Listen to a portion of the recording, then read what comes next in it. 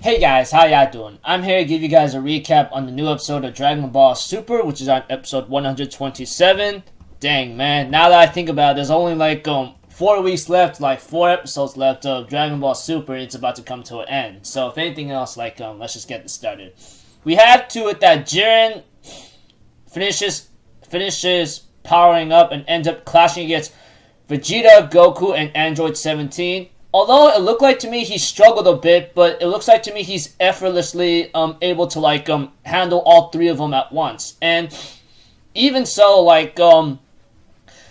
even so, there's one scene where Android 17 actually landed a good blow up close to Jiren and blasted him in the back, but only managed to injure him a bit. And therefore, Jiren was really ticked off. And therefore, we had to it that Vegeta, Goku, and Android 17 decide to work together with a coordinated attack to take him on, because it seemed like it's working. But apparently, they all blasted him with everything they got from 3 sides. One in front of him, one from the right, one from the left. But apparently, we had to it that Jiren just uses his ki shield and manages to blow them all off. Before he could do anything else, Frieza comes in to try to kill him as he decides to say, F the rules, I don't care about that. You deserve to die by me. But Jiren effortlessly just kicked him aside and just knocked him out again. And we had to it that the next scene goes on with having to Android 17 to blast him a bit. And we see to it that that Belmont asked Android 17 about what would you do after you win the tournament what would you wish for? Android 17, he said he wants to take a cruiser around with his family around the world. And we have to it that Berlin's like, oh, you freaking serious, dude? You gotta be joking. And of course, Android 17 says, yeah, I'm real serious about that. Android 17 therefore asks Jiren, what's his wish? And then Jiren therefore says he does have a wish anyway. And we get to know that Belmont realizes that Jiren still knows what his wish is. Although, I think it's already, explained and it's already shown a bit. Even though, after Jiren says he wants to know what lies beyond strength whatsoever, we get to know a little bit of Jiren's backstory. When he was a young kid, he was just a regular young kid having a good life or something. But apparently, he got to see that his parents were killed by an evildoer and ends up having to know strength, ends up being saved by an old man who will later on become his martial arts teacher and ends up teaching him the right path, etc. And we get to know that eventually Jiren and his companions end up facing the evildoer that killed Jiren's parents later. And we had to it that the enemy was too strong and even Jiren's master died in the fight. And we had to it that Jiren wants to rise again, but apparently the surviving students decide not to stand with him, and therefore Jiren was left abandoned and alone all that time, and that caused him great agony. And we get to know why Belmont explains why Jiren is so obsessed with strength. It's because his parents got killed, his master, especially when his companions abandoned him because all they could do is obey the strong and obey the strong. And we have to it that after being abandoned here and there, he realized that strength is absolute, strength is justice, emotions are nothing, and it's nothing more than the getting in the way, and it'll bring him companions and get him everything he wants.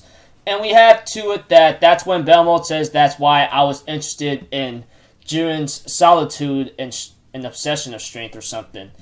And we have to it that Jiren really told Belmont to shut his mouth, because he's really annoyed with the fact that he had to talk about that. So we get to know in simple words that Jiren's past was a tragic one, that his parents got killed, his teacher, especially his companions, got killed, and he tries to rise again, but those people abandon him and go I'm not into it, man. We can do nothing but obey the strong. And that's when Jiren realizes that strength is absolute and strength is everything, and that's how he just became strong where he is today. Although I expected his backstory to be a little bit more interesting. Instead, I mean, everyone had a hypothesis or theorized that like Jiren had a tragic backstory, and it is revealed a bit. Although like I was hoping for a better backstory to see how else did he get strong though, because like even though like it is a shonen, we still want to know like how else did he train for his own strength after losing his teacher and so forth. I mean like how strong was this evil doer whatsoever, etc. You know, and that's when like Jiren decides to like oh, I'm gonna go for strength because he'll get me anything I want. And that's where Android 17 on the other hand realizes that he's human, and therefore Android 17 even pushes Jiren's like anger button by saying, so you were using those guys to your own ends, huh? You never cared for anything else but your own selfish desire. And we had to it that like that Android 17, that like you lived obsessed with the past of what's just happened to you and never moved forward. And it looks like to me Jiren was really ticked off to see how he's just like running his mouth like that, and he effortlessly was beating Android 17 pretty badly. And Android 17 tries to fight back, but it wasn't really working very well. And Android 17 therefore asks Jiren a question: do you think you can make things like they were even if you even win the fight? And therefore Jiren gives his answer to like Android 17, that strength is absolute, strength is justice, strength forgives all, and even the past itself. And therefore he even says like ends up saying like want to go to oblivion for your own weakness. And therefore he ends up firing a powerful like blast right now, but Android 17 is literally pushing it back with his own power, and therefore he ends up telling Goku and Vegeta that he's gonna give up like his cruise around the world, and therefore tells him that, you know, having to sacrifice your life for myself for others is always a cool thing, you know. And therefore he gives his life, and therefore Android 17 literally disapparates, like he's not even there. So it looks like to me Android 17 literally self-destructed himself to stop Jiren's attack. And we have to it that Jiren therefore tells Goku and Vegeta, be grateful that he sacrificed himself to protect your weak selves, you know that? And therefore we have to it that Vegeta stands up and gets ready to clash against Jiren. So because like Android 17 self-destructing himself and Jiren didn't kill him, we have to it that Jiren is not disqualified.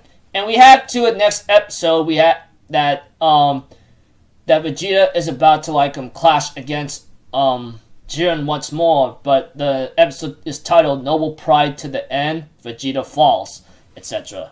So it looks like to me it's about to get really hectic, so I don't know how Vegeta's gonna fall, but one thing for sure, it's gonna like build up a lot of things. So I don't know what's really bound to happen, but I'm looking forward to the next episode. So until then, I'll see you guys in my next video. So I'm Alpha Zero people. Have a good day, and I'll see you guys next time, alright?